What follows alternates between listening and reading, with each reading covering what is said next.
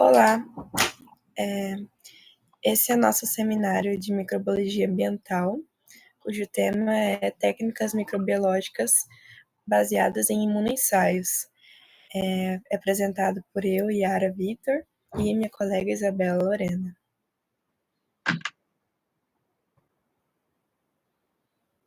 Bom, para começar, o que são essas técnicas de detecção microbiana? Para que servem, né? Basicamente, elas avaliam o microambiente. O que é esse microambiente, né? Que vem da microbiologia ambiental.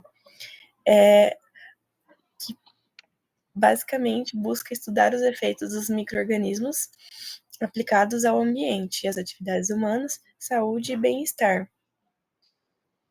É necessário, essas técnicas são necessárias para produzir o conhecimento dessas relações entre esses micro-organismos, entre o ambiente, que se estabelece entre essas diversas populações. E também o conhecimento quantitativo sobre o número de organismos envolvidos, a biomassa da população, taxa de atividade, taxa de crescimento, de todas as relações ecológicas existentes, né? Então, basicamente, todas as técnicas de detecção microbiana são divididas em 3 fases, sendo a primeira recolha de amostra, segundo processamento dessa amostra, e terceira quantificação de micro-organismo, né, que seria o resultado final.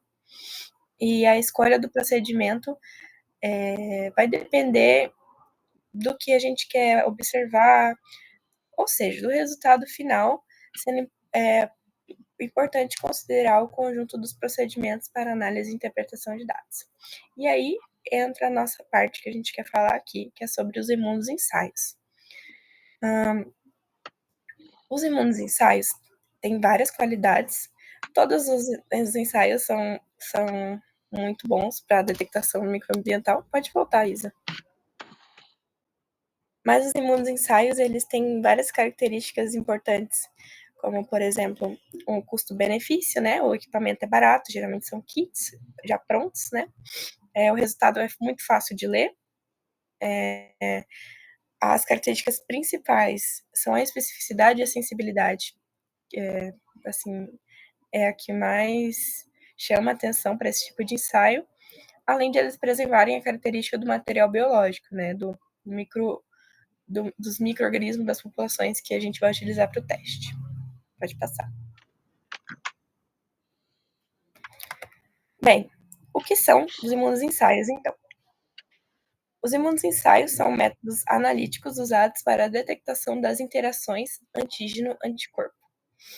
Ele quantifica essa reação antígeno-anticorpo. O antígeno, no contexto geral, seria qualquer corpo estranho, organismo, micro-organismo estranho ao ambiente, e o anticorpo seria a molécula que se liga a esse antígeno, impedindo que ele atrapalhe o ambiente, né? Que ele faça alterações que não são daquele ambiente, daquele sistema. Essa reação, ela é muito importante e ela que vai dar o resultado final do nosso ensaio, né? Os anticorpos podem ser proteínas complexas, falando num contexto humano, produzidas pelo sistema imunitário de vertebrados, sintetizado pelas células derivadas dos linfócitos B, com a função de identificar e neutralizar os objetos estranhos ao corpo, tais como bactérias, vírus, pólen, etc. As técnicas podem diferir em relação a vários fatores, como, por exemplo, o marcador utilizado, né, que vai nos permitir observar a reação, o sistema de revelação desse ligante, que pode ser líquido, heterogêneo ou sólido, a origem das moléculas, né, do antígeno, e o meio onde o ensaio imunológico vai ocorrer.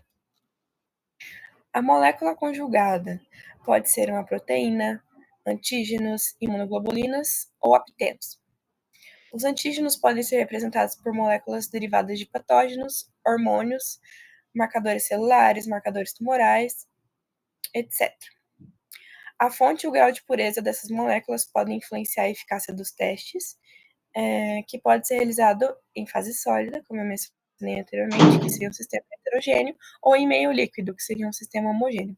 Os tipos de imunoensaios usados em microbiologia ambiental são baseados na quantificação ou detecção dos antígenos, em vez da caracterização destes, diferente dos outros testes. Pode passar.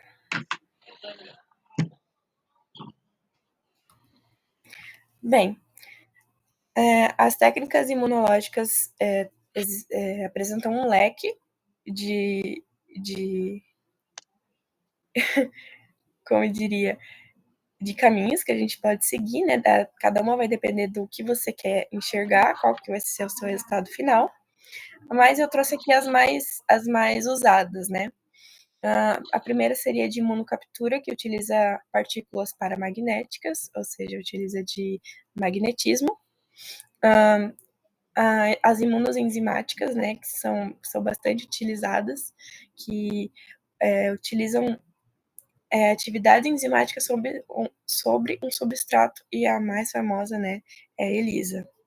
As técnicas de imunofluorescência, que se utiliza de moléculas fluorescentes conjugadas, ou fluorófilos, muito utilizado na citometria de fluxo. O Western blotting, que é muito utilizado também na questão de proteína, né? Ele identifica os antígenos-alvo em uma mistura complexa, ou seja, testes mais complexos. E o teste de imunoprecipitação, que é a combinação do antígeno com um anticorpo, ambos solúveis, e eles produzem um complexo insolúvel que precipita e é visível, né? Tendo aí o resultado do ensaio. É isso, pode passar. Então, dando cumprimento à explicação da Yara, eu vim falar um pouco sobre um exemplo dessas técnicas, que seria a técnica da imunocaptura utilizando partículas magnéticas. Basicamente, essas técnicas de imunocaptura elas foram desenvolvidas a fim de isolar células sanguíneas, porém, ela tem muita aplicação no isolamento de bactérias presentes na água, no solo e em amostras no geral do ambiente. Bom, como funciona a técnica de imunocaptura? Basicamente, esses anticorpos eles têm acoplado partículas magnéticas. A gente tem aqui onde que esses sorrisinhos são as partículas magnéticas.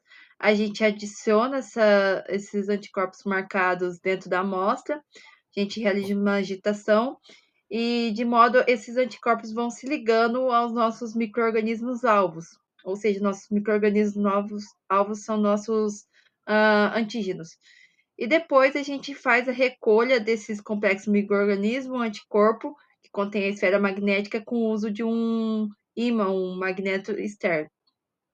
Bom, isso serve para aplicação dentro da microbiologia ambiental por conta do seu enriquecimento seletivo, ou seja, eu consigo separar da amostra bem certinho aquilo que eu quero, aquele micro-organismo que eu quero. Além disso, eu consigo fazer o isolamento de bactérias em solução aquosa e suspensões heterogêneas. Um exemplo dessa técnica na questão de utilização de seleção em fases heterogêneas, a gente tem o isolamento em amostras de água. Apesar de que a utilização de isolamento em água seja um pouco difícil, porque a gente tem um número reduzido de micro-organismos, com essa técnica a gente consegue fazer a separação desses. Aqui nós temos um exemplo de como realiza essa captura, nesses exemplos A e B, que utiliza esses dois equipamentos que conseguem pegar a amostra de água que contém o micro-organismo de uma forma estéril e remota. Bom, um exemplo disso é a recuperação da bactéria redutora de sulfato, a Thermodesulfbacterium mobile da água, que ela está presente em regiões abaixo de regiões petrolíferas, aquelas pontes petrolíferas, e que elas são bem extremófilas, elas crescem em ambiente salino, elas conseguem crescer numa temperatura de 17 a 60 graus Celsius, que não é muito comum. Além disso, elas estarem em uma certa profundidade, uma certa pressão, elas também estão num pH mais ácido. E um fato interessante de estudo é que essas bactérias, como são extremófilos, elas conseguem modificar, obter a sua energia nas suas rotas bioquímicas por meio da utilização dos citocromos multiêmicos, do tipo C. Assim como nós temos a hemoglobina, o grupo, a metaloproteína M, né? Eles têm esse citocromo presente nessas bactérias, que consegue pegar e transformar, fazer essa redução do sulfato e além de modificar ácidos graxos. Bom, outra técnica que a gente tem é a técnica da imunofluorescência. Nesse caso, a gente tem a citometria de fluxo, que é muito conhecida e bem utilizada quando você quer um experimento que seja bem específico, porque a gente sintetiza esses anticorpos, fazendo com que neles tenha uma ponta, um fluorófilo, ou seja, um corante, assim, um marcador de cor. E esse anticorpo se liga ao nosso antígeno, que no caso é nosso microorganismo. Um fato interessante é que essa técnica ele consegue separar micro-organismos fluorescentes que são fluorescentes intrínsecos, ou seja, que possuem a cor fluorescente já de natureza. Ou se não, por meio dessas sondas. Basicamente, a gente pega as células e passa pelo citômetro de fluxo e com uma emissão de um raio laser, ele vai separando essas células. Aqui só tem um exemplo de uma célula microbiana que foi marcada com um corante que é verde. E um exemplo disso? Bom, um exemplo disso é que no ambiente marinho a gente tem uma vasta comunidade de cianobactérias, do gênero Procorococcus, e também temos presentes dos gêneros Sinocrococcus. Ambas bactérias, se vocês observarem, cianobactérias, desculpa, elas são muito parecidas com relação a essa bordinha, com relação à cor. Ambas são fluorescentes extrínsecos, ou seja, possuem a cor fluorescente de natureza.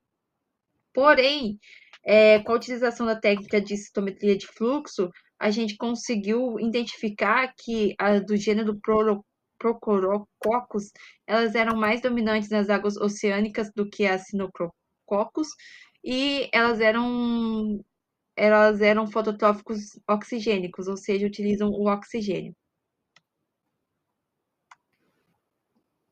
Essas são nossas referências bibliográficas, e muito obrigada.